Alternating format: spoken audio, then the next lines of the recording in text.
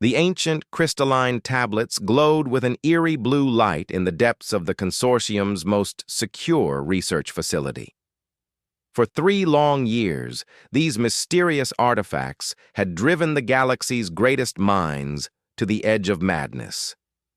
The symbols carved into their surfaces seemed to mock every attempt at understanding, their alien mathematics remaining as impenetrable as the day they were discovered on the dead world of Axiom Prime.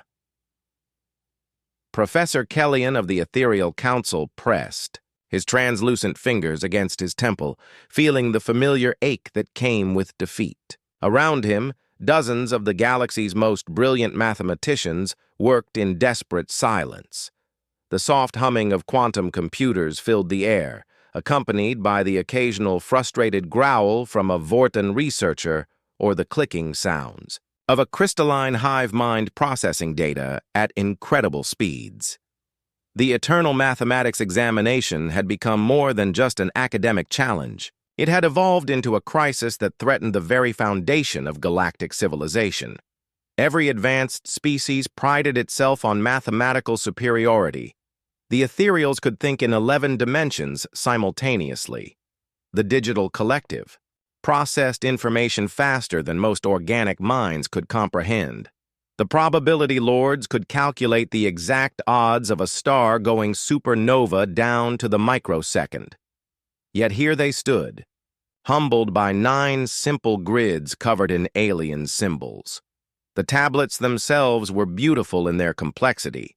Each one stood nearly 3 meters tall, carved from a crystal that seemed to bend light around its edges.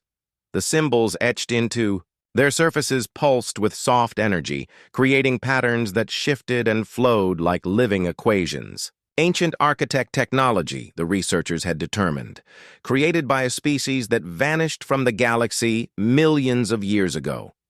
The instructions were maddeningly simple when translated from the architect language. Complete the pattern. Let no symbol repeat where it should not. Achieve perfect harmony in all dimensions. That was it. No complex formulas, no detailed explanations, just those 3 lines that had haunted researchers for years. Dr. Vex of the Quantum Institute had spent 18 months trying to decode the mathematical relationships between the symbols. Each symbol represented complex concepts that transcended normal arithmetic.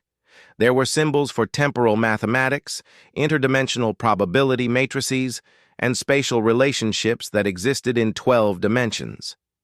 The mathematics involved were so advanced that most species required specialized equipment just to understand what the symbols meant. The 9 grids were identical in structure, but different in content. Each grid contained smaller subgrids, creating a pattern within a pattern. Some squares were filled with symbols, others remained empty, waiting for the correct solution. The filled squares seemed random at first glance, but every researcher knew that nothing created by the architects was ever random. The failure had begun to affect more than just the academic community. News networks across the galaxy reported on the ongoing crisis daily. Politicians used the examination as proof that their species was intellectually superior to others, even though all species were failing equally. Religious groups claimed the tablets represented divine mathematics beyond mortal understanding. Some extremist factions argued that the examination was proof that organic life was fundamentally flawed. Commander Thale of the Vorthan Empire paced back and forth in front of the tablets, his scaled hands clasped behind his back. 3 years ago, he had been confident that Vorthan military mathematics would crack the code within weeks.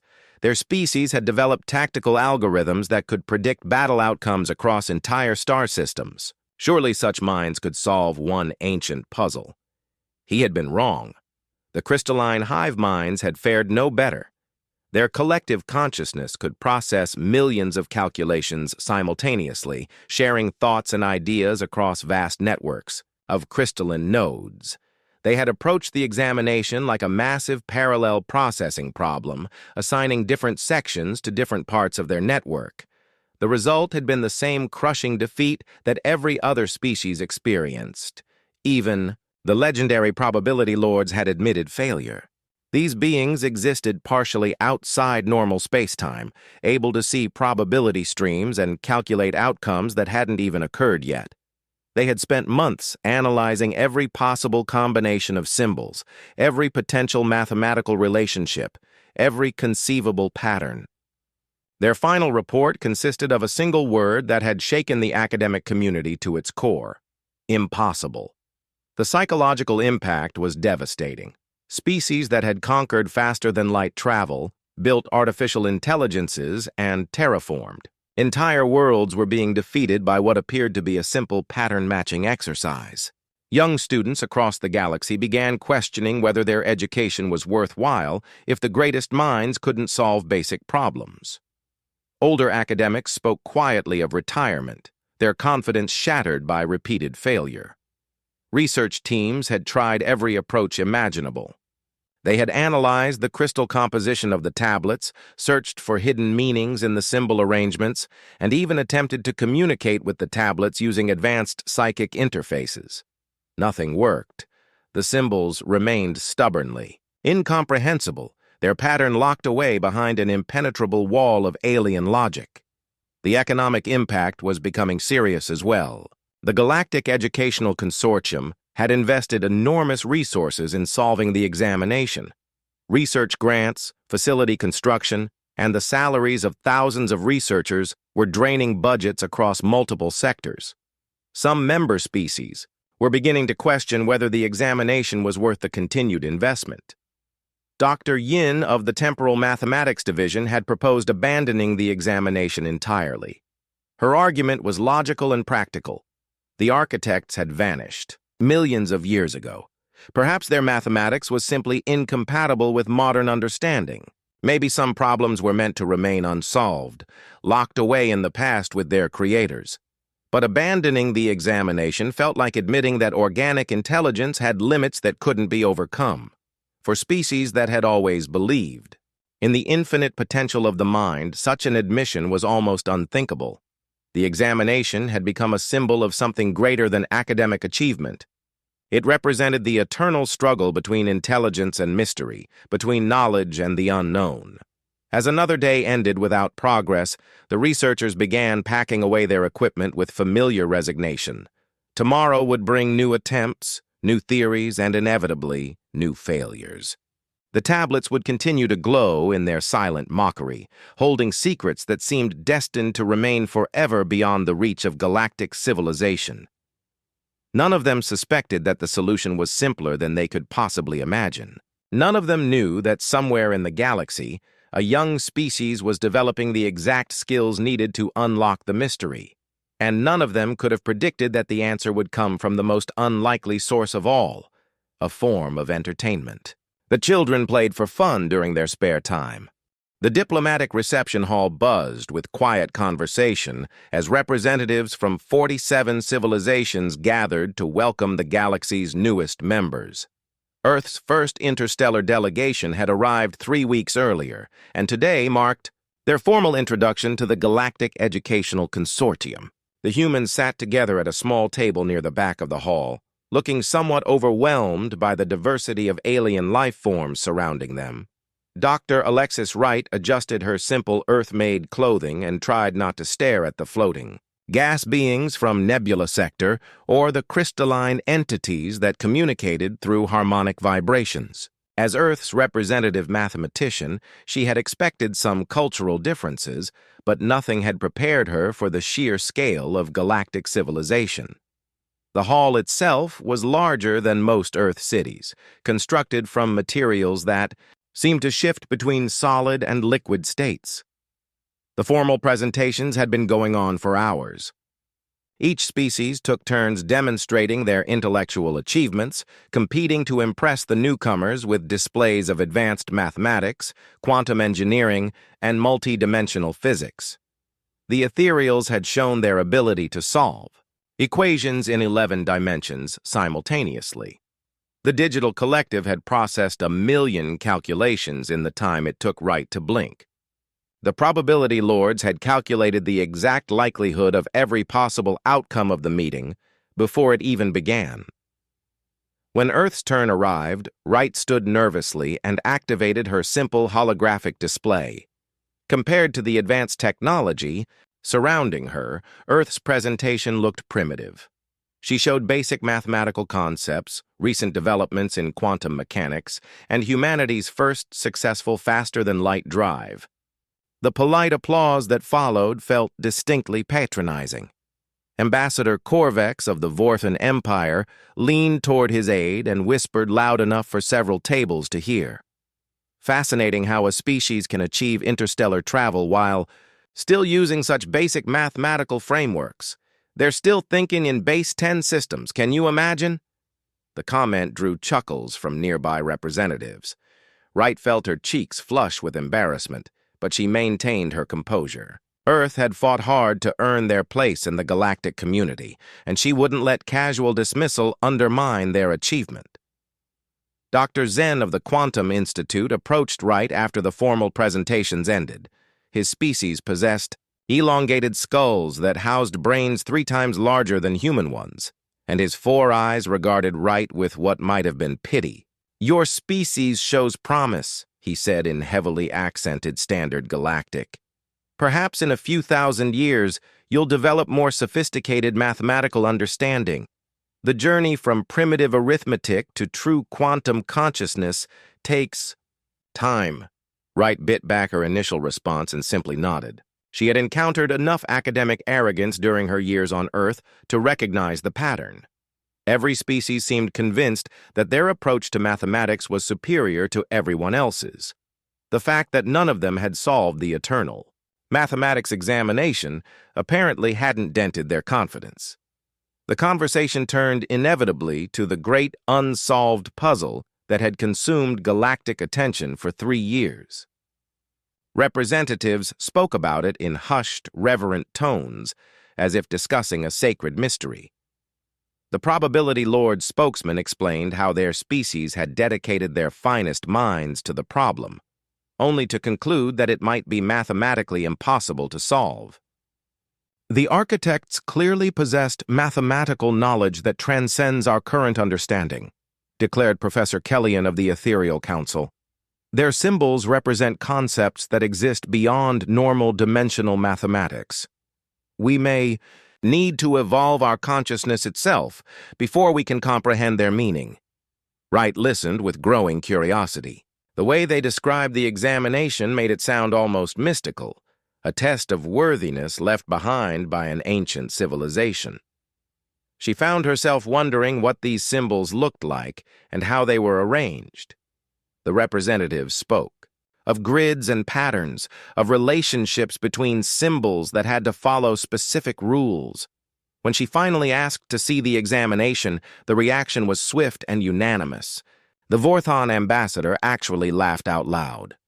"My dear human, we appreciate your enthusiasm, but this is not a problem for newcomer species.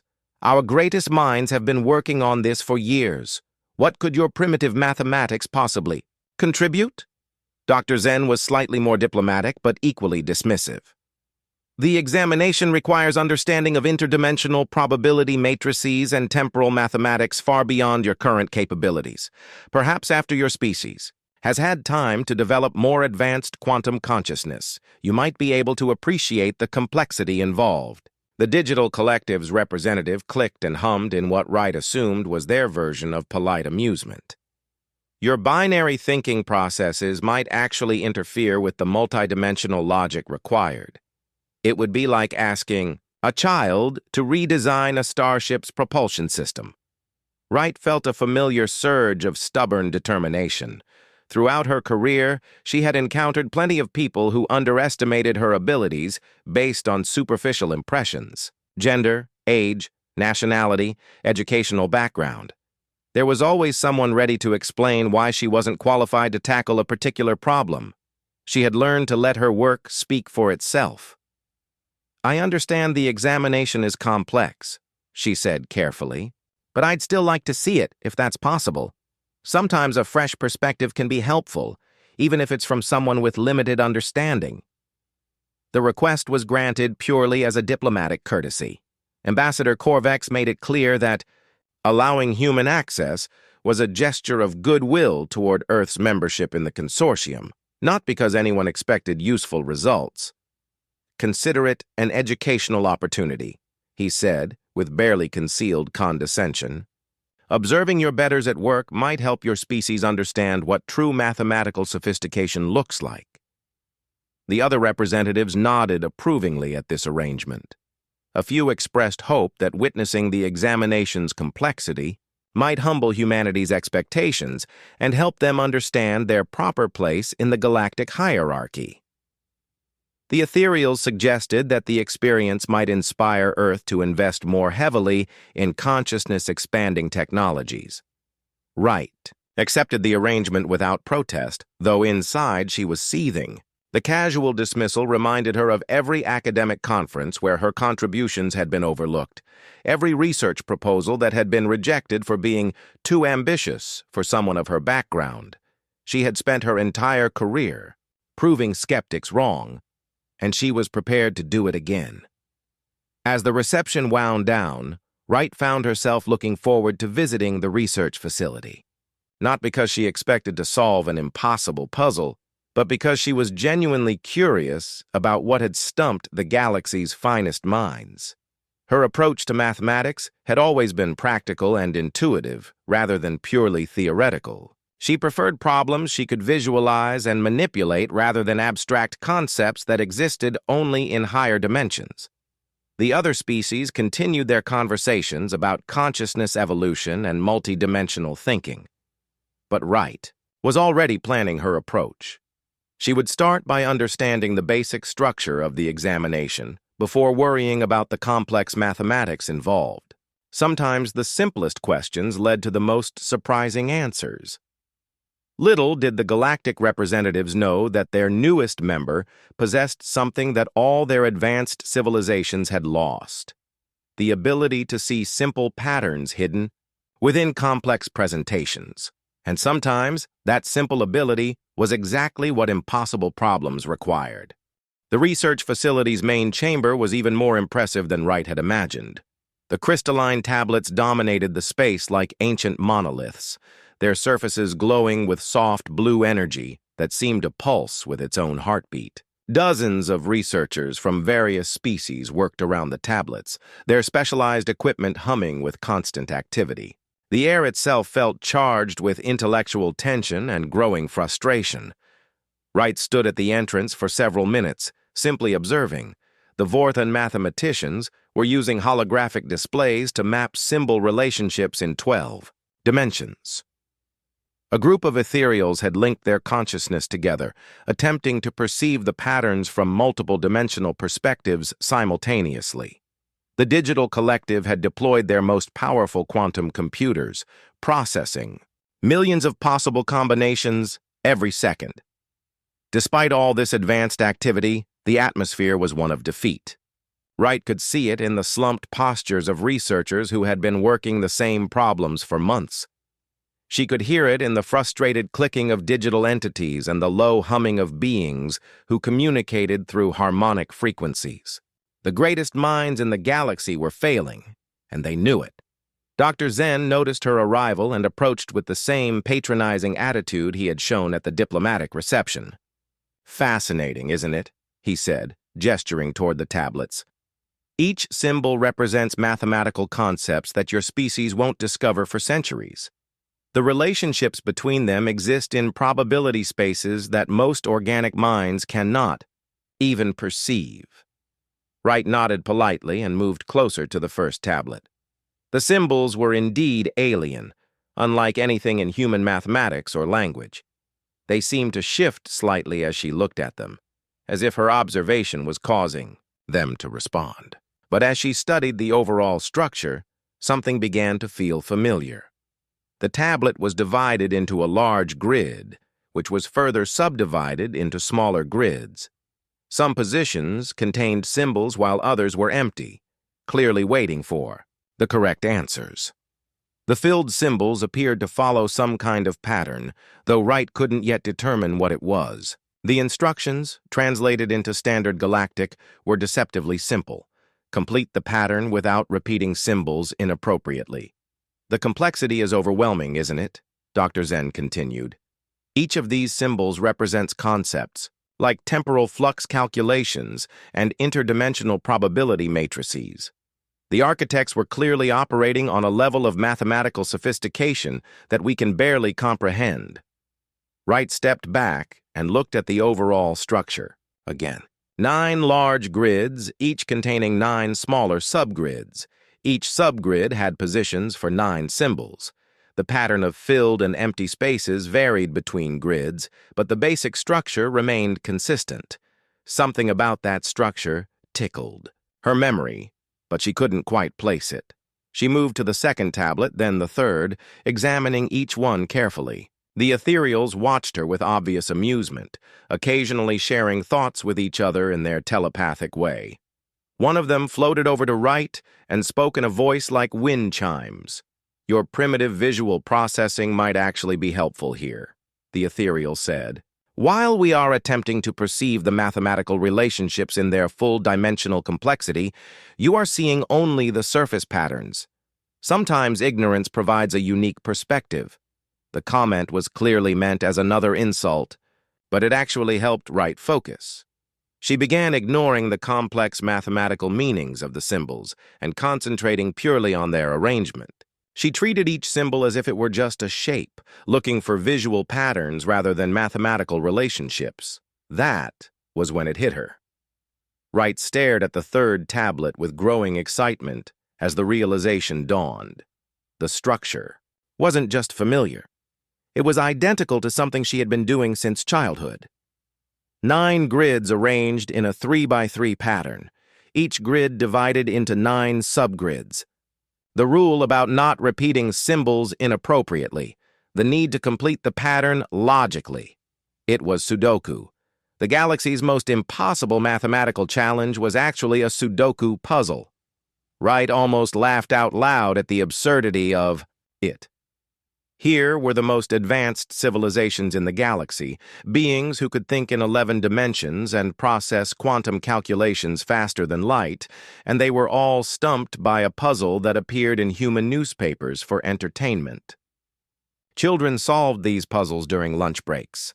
Elderly people worked on them to keep their minds sharp. There were entire books of nothing but Sudoku puzzles sold in grocery stores on Earth.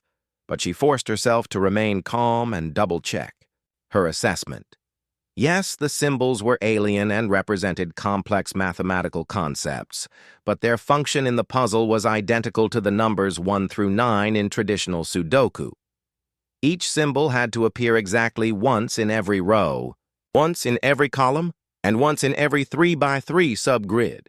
The partially filled grids provided clues that could be solved through simple logical elimination.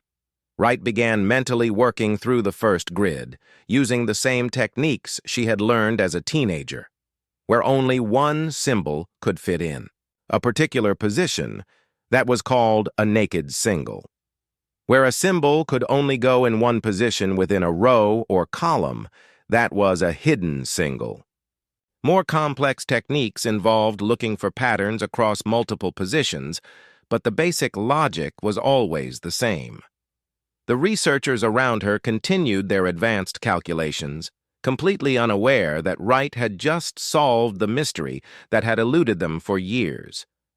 She watched a team of probability lords using massive computational arrays to analyze symbol relationships, while the solution was sitting right in front of them, waiting for simple logical deduction. The irony was overwhelming. These beings had spent so much time developing sophisticated mathematical frameworks that they had lost touch with basic logical problem-solving. They were trying to solve Sudoku with interdimensional calculus when all they needed was patience and systematic elimination. Wright realized she needed to test her theory before announcing it to the room full of skeptical researchers. She pulled out her personal tablet and began working through the first puzzle, treating each alien symbol as if it were a number from 1 to 9. She started with the easiest placements and worked methodically through the more complex ones. Within 20 minutes, she had solved the entire first grid using nothing but Sudoku logic. The pattern was complete, every symbol placed according to the rules, every row and column filled without repetition. If her theory was correct, this solution should be verifiable by the ancient architect technology embedded in the tablets. Wright took a deep breath and prepared to make what might be either the greatest discovery in galactic history or the most embarrassing mistake of her career. Either way, she was about to prove that sometimes the most sophisticated problems required the simplest solutions. The greatest minds in the galaxy were about to learn that their impossible mathematical challenge was actually just a game that human children played for fun. Wright approached the input interface of the first crystalline tablet with her heart pounding. The ancient architect technology had remained dormant for 3 years, rejecting every attempt at solution that the galaxy's greatest minds had offered. Now she was about to test whether her simple Sudoku logic could succeed where interdimensional mathematics had failed. The interface responded to her touch, displaying a holographic representation of the grid she had solved on her personal tablet. One by one, Wright began entering the symbols in their correct positions, her fingers moving with the confidence of someone who had solved thousands of similar puzzles. Each symbol she placed caused a soft chime from the tablet, and the crystal surface began glowing brighter with each correct entry. The researchers around her gradually stopped their own work to watch. At first, they observed with the same condescending amusement they had shown since her arrival. Dr. Zen whispered to a colleague about primitive trial-and-error methods, while the ethereals shared telepathic jokes about human stubborn ignorance. But as Wright continued placing symbols with systematic precision, the atmosphere in the chamber began to change. "She's actually following a logical pattern," observed Commander Thale of the Vorthan Empire, his scaled brow furrowed in concentration. "Each placement seems to eliminate possibilities for subsequent positions. But what methodology is she using?" Wright ignored the growing attention and continued working. Row by row, column by column, subgrid by subgrid, she filled in the alien. Symbols using exactly the same logic she would apply to a newspaper puzzle. Where only one symbol could fit, she placed it immediately. Where multiple symbols were possible, she looked for hidden patterns that would eliminate options. The crystalline hive minds began processing Wright's methodology in real time, their collective consciousness analyzing every placement. "She is using a form of constraint satisfaction logic," they announced in their harmonic chorus. "Each symbol placement reduces the possibility space for remaining positions. But this approach should not work on problems of such mathematical complexity." As Wright placed the final symbol in the first grid, the entire tablet erupted in brilliant light. Ancient mechanisms that had been dormant for millennia suddenly activated, projecting holographic displays that filled the chamber with complex mathematical equations. The architect technology was responding, confirming that the solution was correct. The silence in the chamber was deafening. Professor Kellyan of the Ethereal Council floated closer to the tablet, his translucent form shimmering with disbelief. "This is impossible," he whispered. "The mathematical relationships represented by these symbols exist in 11-dimensional space. How can simple pattern matching solve problems of such sophistication?" Wright moved to the second tablet without answering. She had learned during her career that explanations were more convincing after results were demonstrated. Working with the same systematic approach, she began solving the second grid. This one was slightly more complex, requiring some advanced Sudoku techniques that involved looking for patterns across multiple subgrids simultaneously. The digital collective deployed their fastest processors to analyze Wright's methodology in real time. Their robotic representatives clicked and hummed with increasing agitation as they tried to understand her approach. "She is not performing complex calculations," they announced. "Her logic is based on simple elimination and pattern recognition. Yet she is achieving results that have eluded our most sophisticated algorithms." By the time Wright completed the second grid, word had spread throughout the research facility. Scientists and mathematicians who had been working on other projects began arriving to witness what was happening. the chamber filled with representatives from dozens of species, all trying to understand how a human was solving the impossible. Examination. "What computational framework is she using?" demanded Dr. Vex of the Quantum Institute. "What theoretical foundation underlies her approach? We must understand the mathematical principles involved." Wright finished the third grid and began working on the fourth. The crowd of observers was growing larger and more agitated with each success. Species that had dedicated years to the problem were watching their entire understanding of the examination crumble before their eyes. The probability lords arrived in force, their partially interdimensional forms flickering in and out of normal space-time.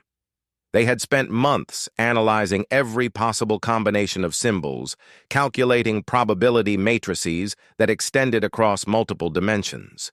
Now they watched a human solve the puzzles using methods they had never encountered. Her approach appears to be purely logical rather than mathematical, observed their spokesman. She is treating the symbols as abstract tokens rather than complex mathematical concepts. But how can such simplification succeed where our advanced calculations have failed? Wright completed the fourth grid, then the fifth.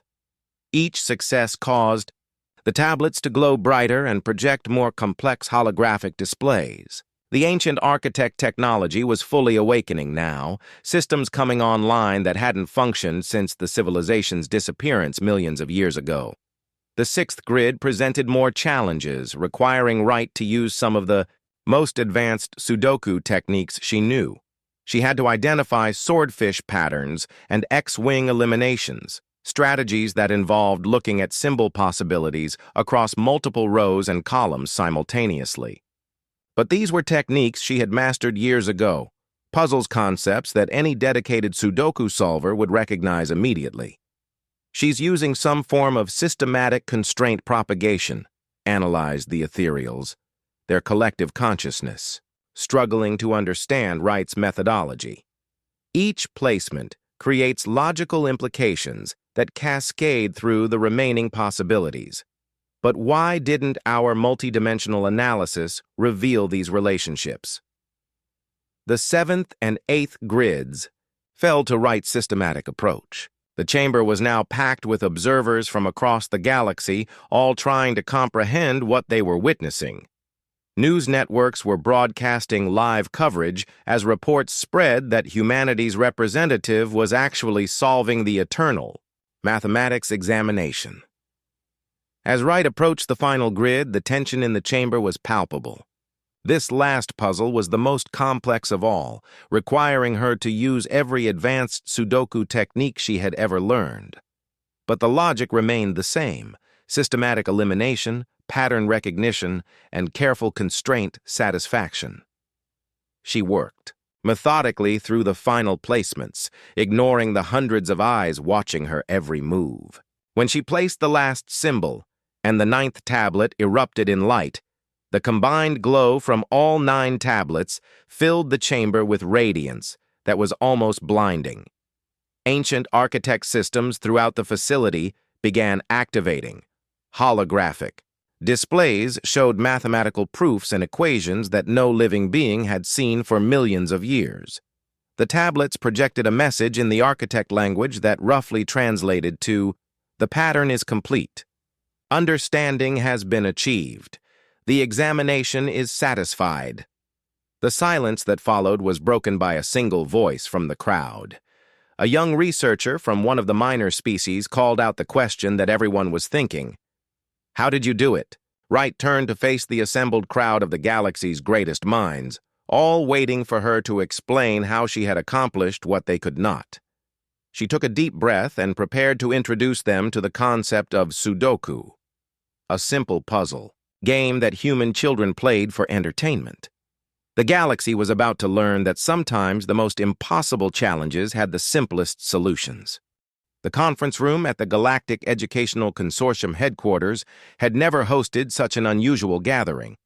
Representatives from 47 civilizations sat in stunned silence as Wright finished explaining the basic rules of Sudoku. The holographic display showed a simple 9x9 grid with the numbers 1 through 9, looking almost primitive compared to the advanced technology surrounding it. "So you are telling us," said Ambassador Corvex slowly, "that the eternal mathematics examination, which has defeated our greatest minds for 3 years, is actually a recreational puzzle that your children solve for entertainment?" Wright nodded, trying to maintain a diplomatic tone despite the irony of the situation. "The structure is identical. 9 grids, each containing 9 subgrids, with the rule that each symbol appears exactly once in every row, column, and subgrid. The alien symbols made it look complex, but the underlying logic is pure Sudoku." Dr. Zen of the Quantum Institute was shaking his elongated head in disbelief. "But the mathematical concepts represented by those symbols, temporal flux calculations, interdimensional probability matrices, surely those complexities must factor into the solution somehow." "That's exactly the problem," Wright explained. "You were all so focused on what the symbols meant that you missed how they functioned. In Sudoku, it doesn't matter if you use numbers, letters, colors, or alien mathematical concepts. The logic remains the same: systematic elimination and pattern recognition."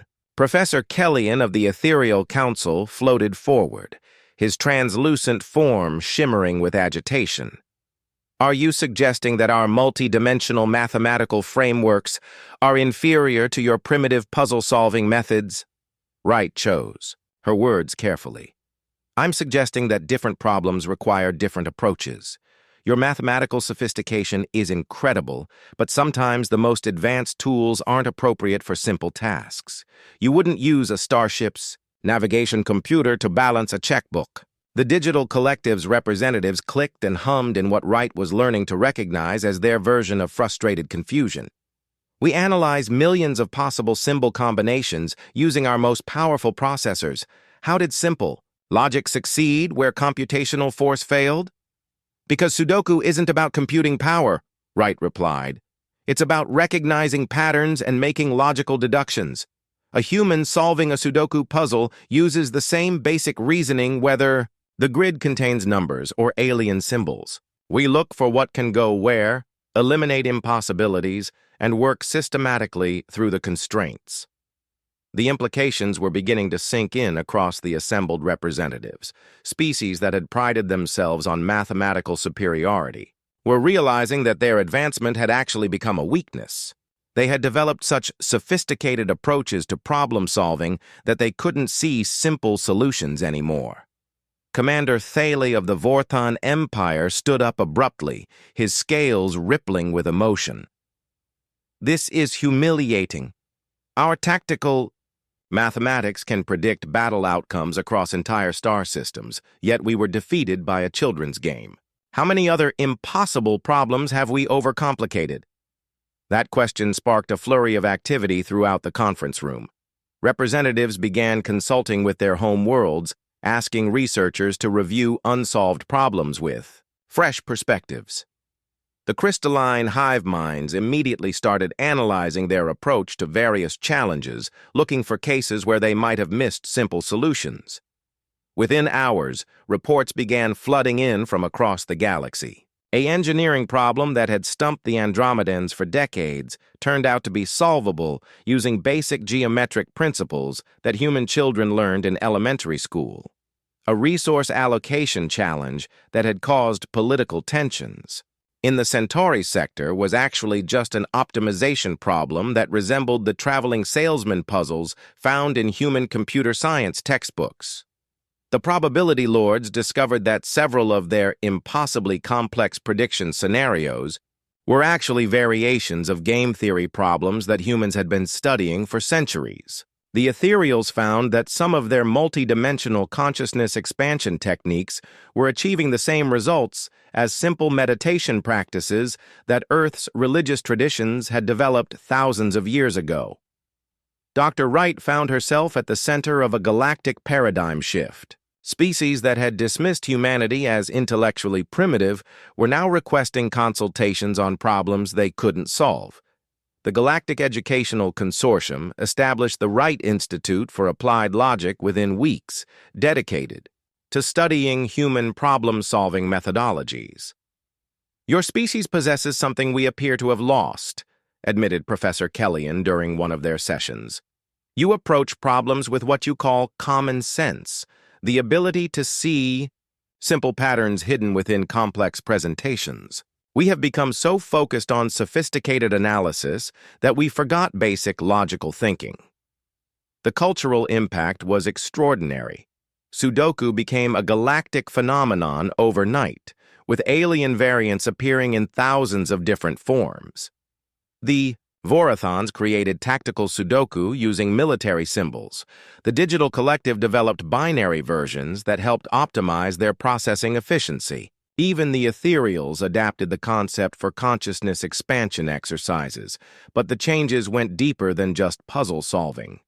The revelation that humans excelled at practical problem solving led to a fundamental reassessment of intelligence throughout the galaxy. Species began recognizing that advancement wasn't just about developing more sophisticated technologies, it was about maintaining the ability to think clearly and logically about basic challenges. Wright established exchange programs that brought alien students to Earth to study human recreational mathematics. Chess, crossword puzzles, riddles, and brain teasers, all the games that humans played for fun, turned out to be valuable training for real-world problem-solving. The diversity of human entertainment had created cognitive skills that more advanced civilizations had never developed. The economic implications were significant as well.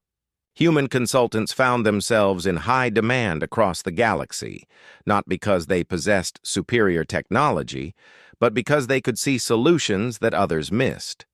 Earth's economy transformed almost overnight as the planet became known for practical problem-solving services rather than primitive technology. More importantly, the success changed how humanity was perceived throughout galactic civilization. No longer were they the newcomer species that needed time to develop proper mathematical sophistication.